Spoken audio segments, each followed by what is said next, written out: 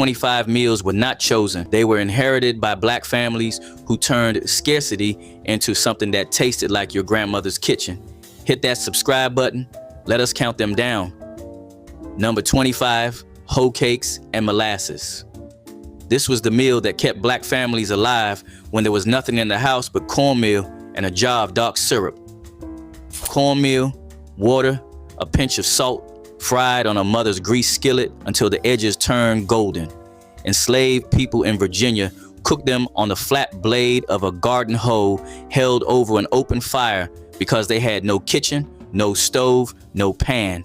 After emancipation, the hoe was replaced by cast iron, but the recipe did not change. In the 1930s, sharecropper families in the Mississippi Delta ate hoe cakes with blackstrap molasses 3 times a day because the commissary sold cornmeal and molasses on credit and almost nothing else.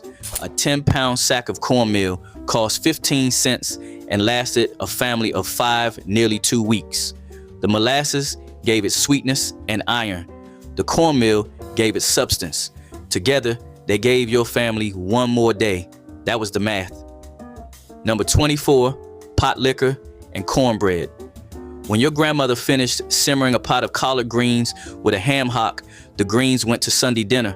But the broth, that dark smoky liquid left behind in the pot, that was the real treasure.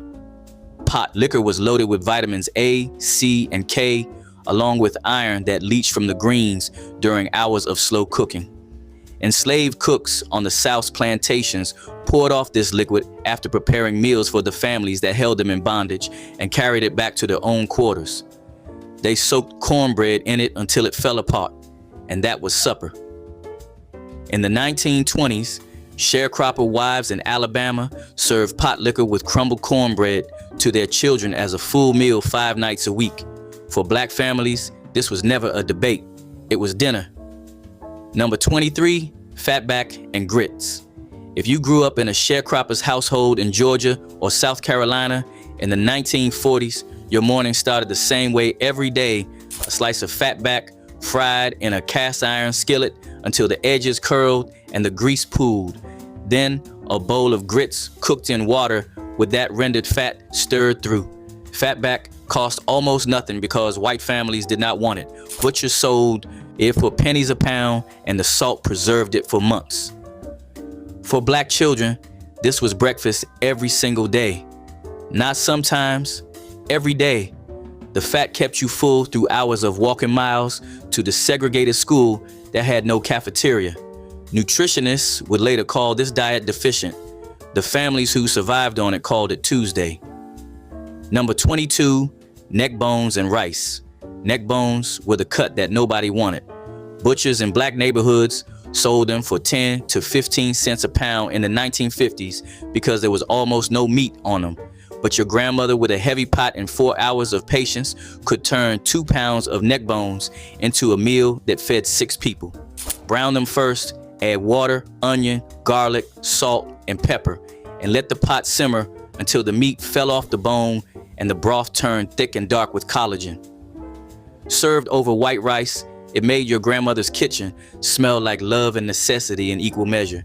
Families who migrated to Chicago and Detroit brought this recipe north and cooked it in apartments where the only southern thing left was the cast iron and the knowledge of what to do with a cheap cut of bone.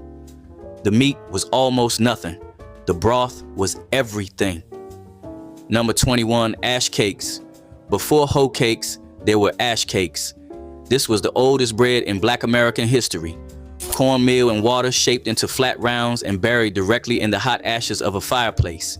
Susan Kelly, born into slavery in Virginia, was interviewed at the age of 100 in the 1930s and described her mother's method of raking the ashes aside, placing the cakes on hot bricks, then covering them with more ashes until they turned brown.